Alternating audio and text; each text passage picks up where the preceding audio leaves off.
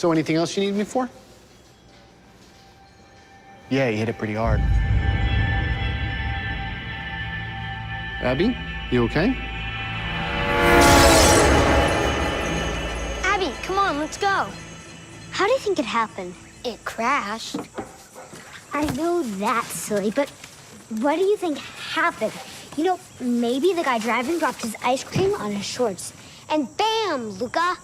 Next thing you know, his car's in the middle of a Chinese restaurant. Pauley, why is Brighton the perfect person to play young Abby?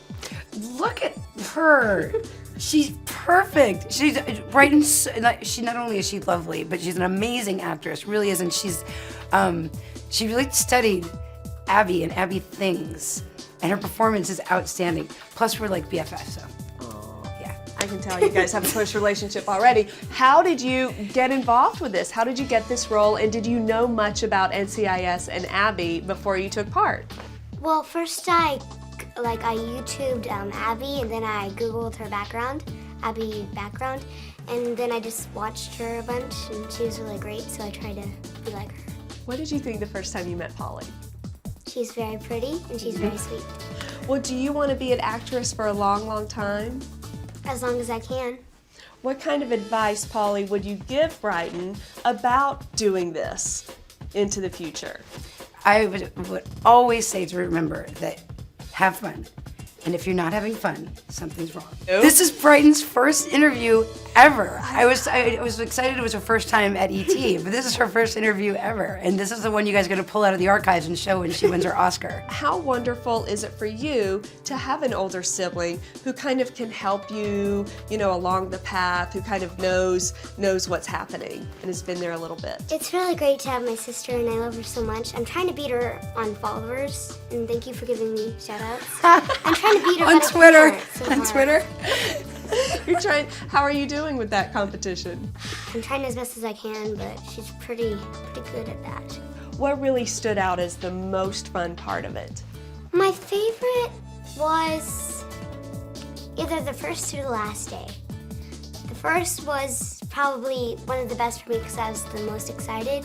And the best thing about the set was that they really have really positive vibes. Nobody's mean or mad. Everybody's just really nice and really sweet. How cool is it to have a mini-me? It's so fun. We were delighted. We were both really excited. We couldn't wait to meet, and then we hung out. I went to work when I wasn't working, so I could hang out and have lunch. How did the cast and crew treat you while you were filming? They were so nice. I loved everybody there. Oh. Well, what did you think, Pauley, when the show told you they were going to do Abby's backstory as a child? Because we've seen backstories of Abby, but never going back this far. We really don't know much about Abby's past. It's the character with the least past development that we know of. So I was really super excited, and they were like, we're gonna show Abby as a little, and I'm like, yay, who's gonna play her? So I was really, I couldn't wait to meet the actress, and then there was a whole thing about, because I have really weird eyes, because my eyes are yellow and green, and I sort of kept asking them, I'm like, well, what are you gonna do about that? And yours are blue and yellow. Yeah. So it's really, they're both, she has blue and yellow eyes, and mine are green and yellow. I'm like, wow, I can't believe that. I can't believe you found somebody with crazy eyes like mine. How is the Pauley we know now similar or different from the Pauley back then? Oh, I don't even know. I was just young and dumb and didn't know anything. I mean, I ended up being an actress completely by accident because I was studying sociology, psychology, and criminal science, and I wanted to be a cop. So all you Hollywood types, I don't know what you're talking about. You did kind of fall into it. Well, it's worked out well. Yeah. I mean, the show just hit a new ratings high, 25 million viewers. Over 25 million last week in our 10th year.